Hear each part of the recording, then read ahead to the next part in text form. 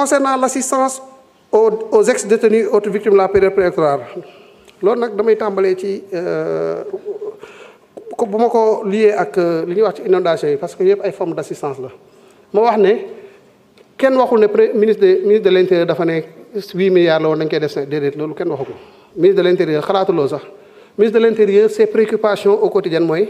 Cheikh naka lañu def très rapidement ñu wut ay tentes pour faire face comment faire en sorte de pouvoir avoir des hôpitaux de campagne très rapidement pour ces gens. Donc nekkul ci wàññi bi xaw ma fu mu jugee doon naa wax wàññi mais c'était pour faire la différence entre ce que nous avons prévu dans les inondations et ce qu'il y a en termes d'assistance effectivement aux ex-détenus. Et sur les ex-détenus travail bi c'est le ministère chargé des solidarités de la famille et des solidarités moom mooy pilote liggéey parce que foofu la ñuy gérer yu mel noonu. Un comité a été institué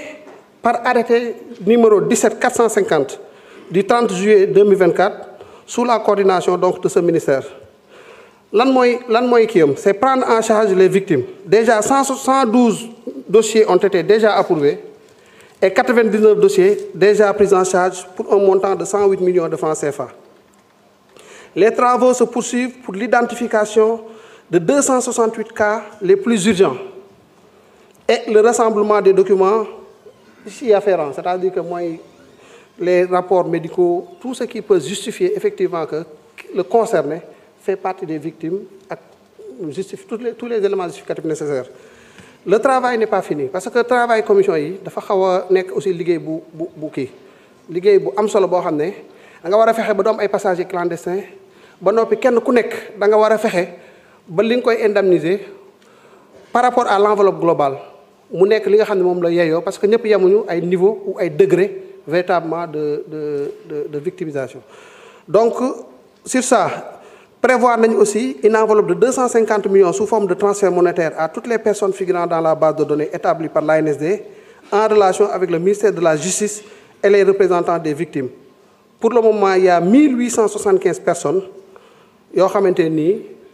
identifié nañ leen liggéey bi bu continuer ku ci nekk dañ xam sa situation réelle après li ci war sa diggante yow ñu kii ko. Une prise en charge psychologique aussi est prévue parce que nit ñi am na ci ñoo xam ne am nañ député yi ko doon wax toll nañ foo xam ne tey la soxla nañu ku leen accompagner ba mën leen dugalaat ci société bi ba fi ñu jaar mu bañ a leen a amal yenn traumatisme yi. xalaat nañ aussi naka lañ leen di réintégrer ñenn ñi naka lañ leen mën a trouver une réintégration professionnelle. Alors je vais en profiter aussi avant temps bi di jeex pour répondre à une question que je trouve importante de Guy Marius Sagna concernant les députés du PROMAF les agents du PROMAF pour dire que ñooñu ay agents yu ñu amal njëriñ lañu ay agents yu ñu amal njëriñ lañu bari naa ci ay xarit liggéey bu am solo la ñuy def impôt ay chauffeurs ay ingénieurs ay data scientists ay techniciens yu am solo dañu permettre ñuy am ay recettes yu am doole. ñooñu nag danañ leen jël en charge. Juste 5 minutes, monsieur le ministre. On a fait une liste déjà de 50 personnes sur 215 parce que ñoom ñëpp 215 lañu 50 personnes jël nañ leen ci ñoo xam ne saisir nañ ministère de la fonction publique pour dire ah ñii kat ñi ngi ñu amal njëriñ bis bu recrutement amatee nañ leen ci bàyyi xel. léegi au fur et à mesure ay recrutement di am ñu xool naka la ñuy absorber cet effectif là ba am 215 yëpp waaye en attendant. Et depuis très longtemps, personnellement, je veille à ce que les salaires de ces gens arrivent à date. Le directeur général du budget, avant may nekk ministre, dama ko daan sonal à chaque fois pour que les revenus arrivent à tomber à date. loolu dañ koy continuer yamatuñ foofu ñi ngi fexe ba avantage yi agents yi di am progressivement naka la ñuy fexe ba ñoom ñu koy am fi mu nekk nii dañuy dem restaurant yi avantage yi ñu jox doomu agent impôt yi dañ leen koy jox pour seen i doom ainsi de suite. C'est-à-dire pour dire juste que nous sommes dans le processus incha allah suñu objectif mooy comme yooyu ni nga ko xalaatee ñu bëggee ko noonu directeur général des impôts et domaines bëggee ko noonu ñu apporter leen véritablement tout l'accompagnement nécessaire ba ñu dugg nekk ay agents de la fonction publique au même titre que si yeneen agents yi ñuy liggéey loolu. Maintenant on va faire de l'arbitrage pas budgétaire maintenant mais sur les questions sur les réponses à apporter à certaines préoccupations. Thierno Alassane Sall nee na dañoo tardé ci kii bi ci loi de finances rectificative déedéet loi de finances rectificative mën nañu sax le 31 décembre amul problème France dem leen France très souvent c'est le 31 décembre qu'ils votent la loi de finances rectificative on ne peut pas dire que ñun ñoo leen gën a kii beneen raison mi ngi ci mooy ne assemblée nag xanaa balaa nga indi loi de finances rectificative nga am assemblée la de finances rectificative assemblée nationale lañ koy yóbbu assemblée nationale moom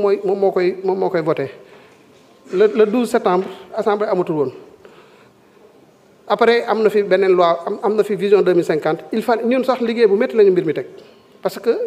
amoon nañ budget ba pare waaye bi ñu amee vision bu bees dañ ne ce n'est plus responsable ñu jàllale budget bi nañu donte métti na nañu def le travail qu'il faut l'effort d'alignement du budget à la nouvelle vision Sénégal 2050 ce qui a été fait. Maintenant pour les ressources extérieures waxoon naa ko xëy na du ma ci dellu si xëy na nag gars yi dañoo xaw a beral seen loxo ngeen xaw a beral seen bopp loxo laaj question yu bari man nag 30 minutes pour répondre à toutes les préoccupations qui ont été soulevées loolu moom moo xaw a poser problème. ci chantier yi arrêté chantier yi ci bari reprendre na il faut juste ñu préciser lenn aussi ñun ñu xam ko am na ay chantiers yoo xam ne dañ ko defoon ci ay conditions qui ne sont pas vraiment bonnes pour le Sénégal wax dëgg yàlla avec des financements yoo xam ne c'est une catastrophe pour ce pays-là. bi ñu ñëwee nag c'est pas parce que kii na rek dañ koy continuer c'est pas que dañ koy arrêter aussi dañ ne rek dañ tegaat loolu sur la table waxtaan ak ñi ñu ko séqal ne leen bu fekkee dañoo war a continuer il faut ñu waxante dëgg li yanu maanaa lan lañ mën a defaat ba tegaan mbir mi ci yoon ñu continuer sinon aussi ñu jël suñuy responsabilité assumer quand on dit assumer ses responsabilités c'est assumer ses responsabilités la ci fekk muy noonu waaye nga xam ne mais on va s'entourer de toutes les garanties ba pour défendre les intérêts de ce pays-là